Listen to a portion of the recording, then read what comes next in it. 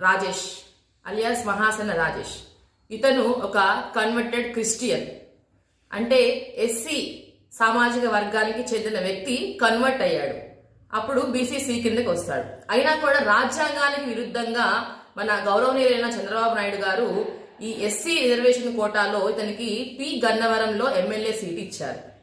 అంటే రాజ్యాంగాన్ని గౌరవించని మీరు రాజకీయ నాయకులు ఎలా అవుతారు అసలు? సరే, అది పక్కన పెడితే ఇతను ఒక హిందూ ద్వేషి.